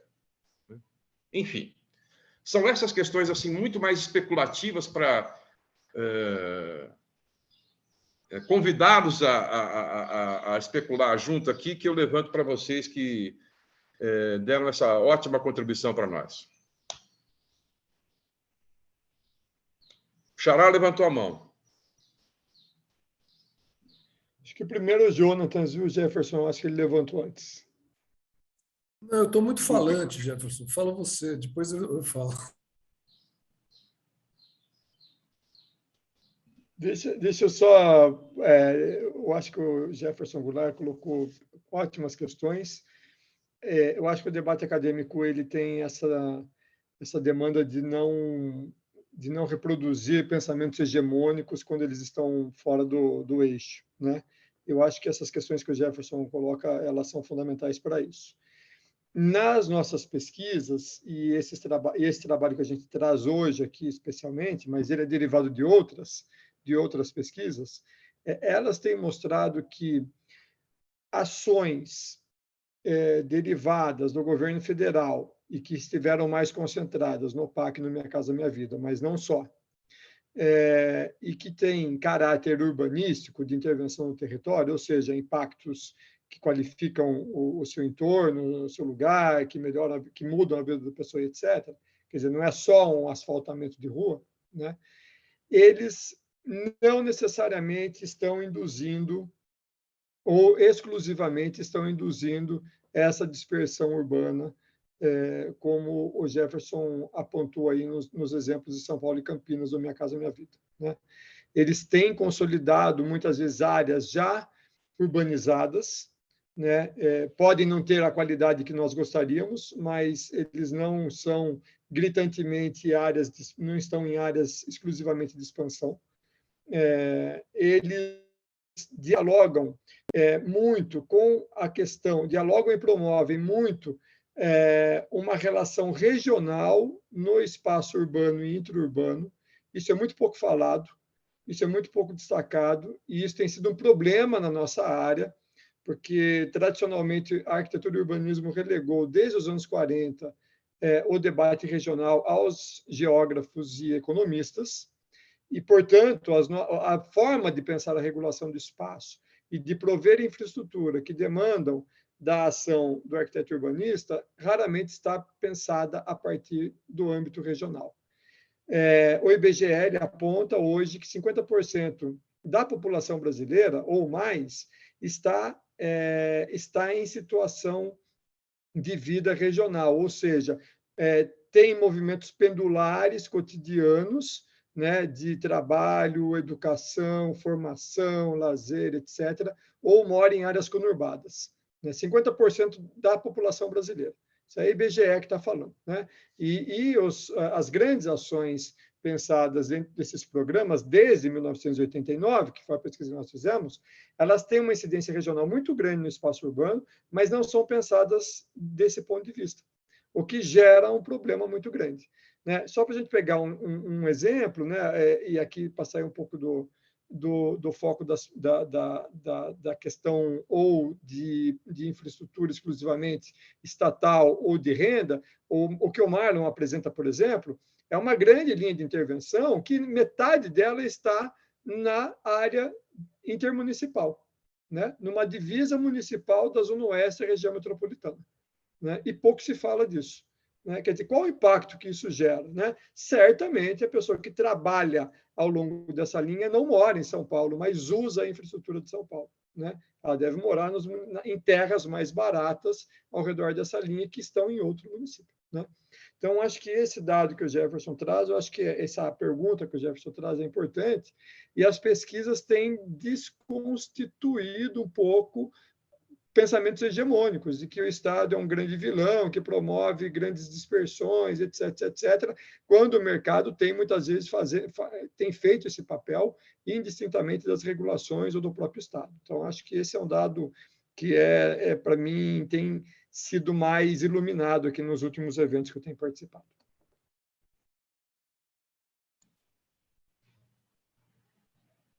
Obrigado, Xará.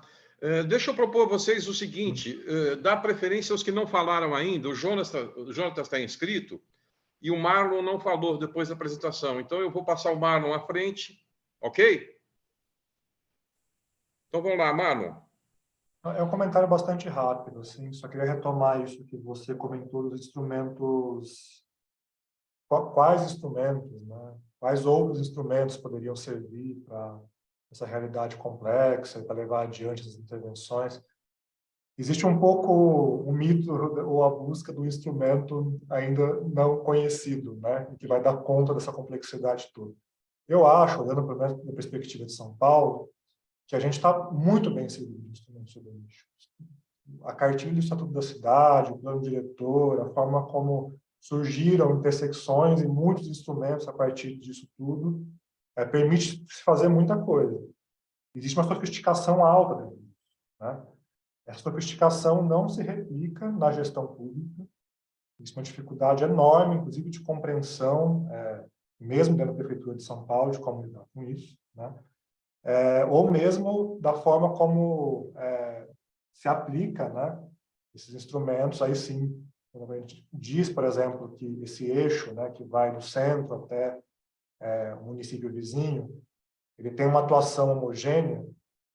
Essa quebra da homogeneidade não se dá apenas por colocar taxas de ocupação ou coeficiente de aproveitamentos maiores ou menores aqui ou acolá, né? Se dá, por exemplo, em perceber, quando eu estou ali mais próximo de uma área mais valorizada, eu preciso captar mais recursos. Eu tenho condições de fazer isso, né?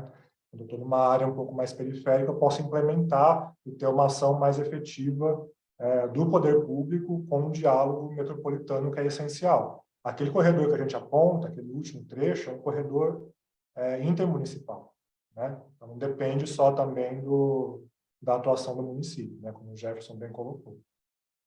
Agora, no geral, assim, se em São Paulo isso ocorre, quando a gente atua em municípios menores, é pior ainda, né? Assim, existe ainda um grande desconhecimento dos instrumentos que existem, né?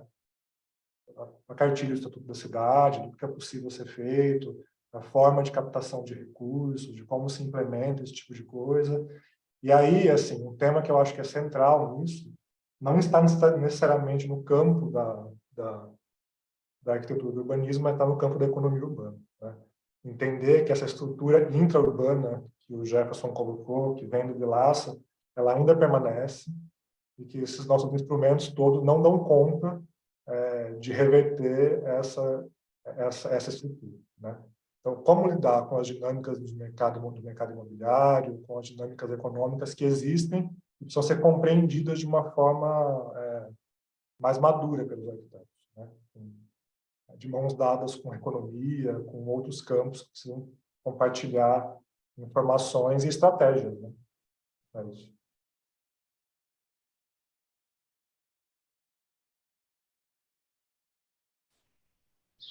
Jonatas.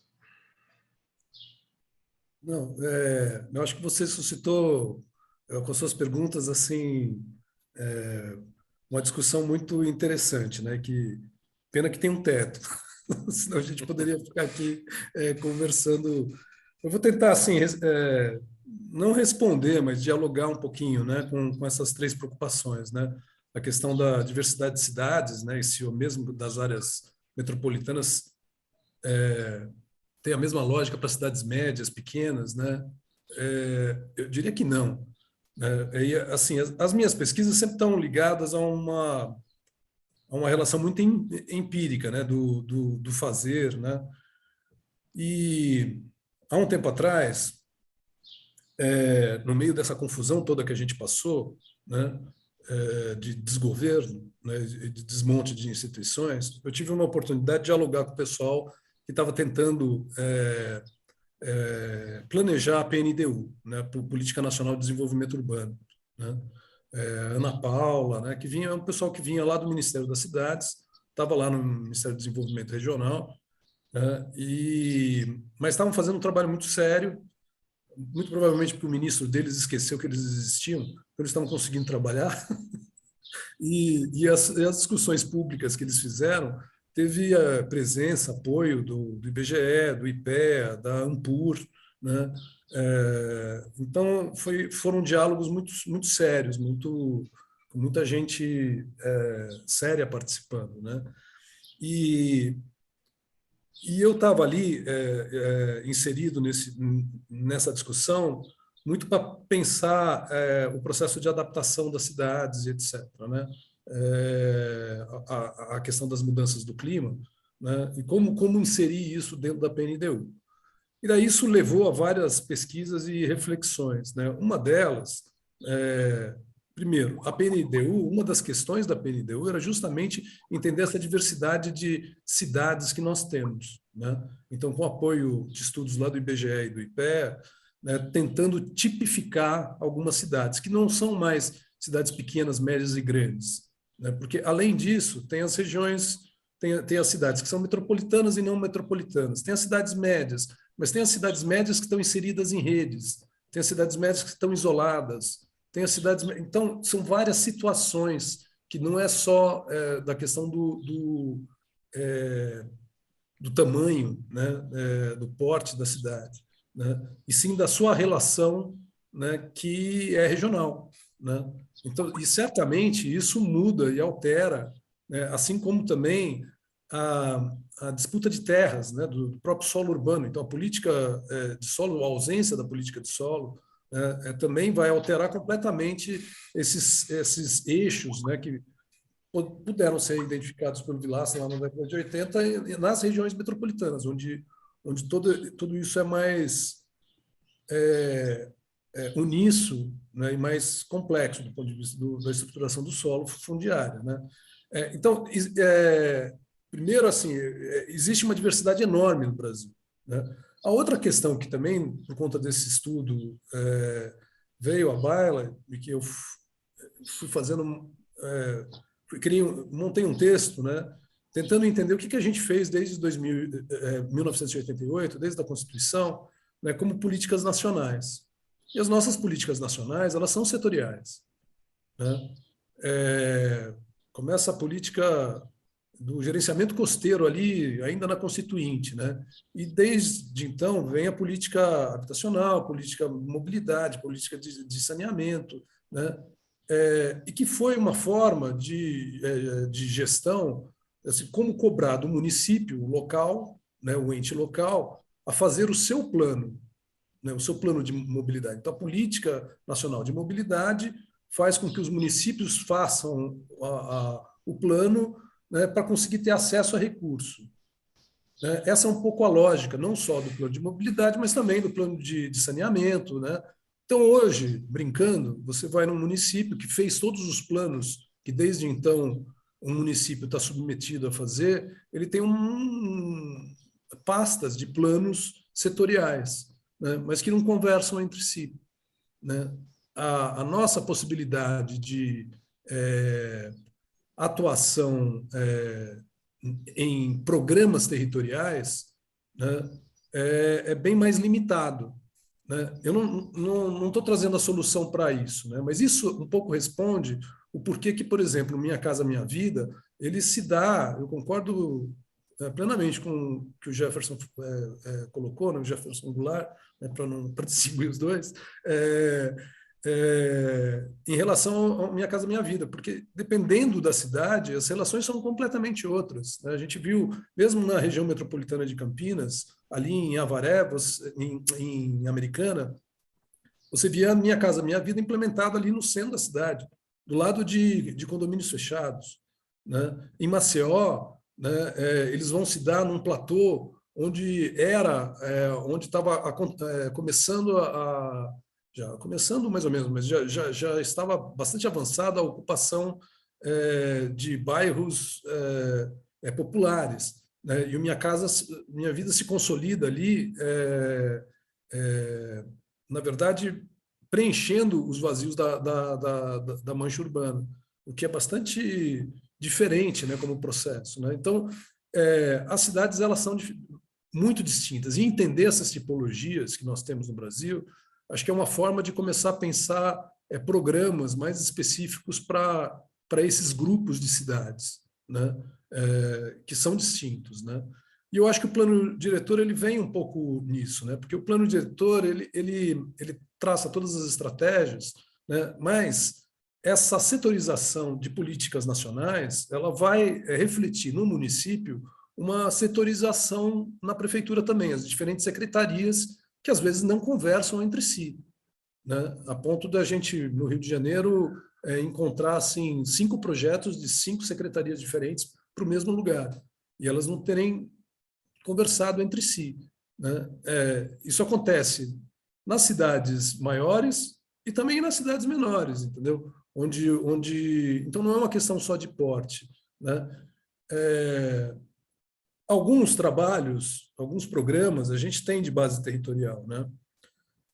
E isso está muito ligado ao nosso território, que a gente não vai fugir dele, né? A gente vai conviver com esse território enorme que nós temos, diverso, com diversidades regionais, etc. Então, eu não trago respostas, o que eu estou trazendo é um pouco essa dificuldade, né, de você estar pensando numa política nacional, né, sem enxergar, na verdade, essas várias tipologias, né, de cidades existentes, né? Eu fui recentemente para a Coreia. A Coreia é fácil, né? O território é 1/10 do nosso, a população é 1/4, toda concentrada lá em Seul. O Estado se propôs a ser o próprio o grande agente imobiliário, né? Ele faz política territorial, ele vai lá e compra as terras, ele vai lá, coloca a infraestrutura, ele vai lá, negocia com as empresas para fazer a construção e etc. É um outro porte de país, é uma outra situação, né, social e político. O Pacto Federativo é outro, né? Mas isso tem a ver com dimensão, diversidade, história, né, nossa, né, eu acho muito instigante pensar em como resolver isso, entendeu? Não é fácil, né? E a gente vem cometendo, às vezes, alguns deslizes ao promulgar uma política nacional, a gente ter muito em mente onde está concentrada a população, que são nas áreas metropolitanas, né?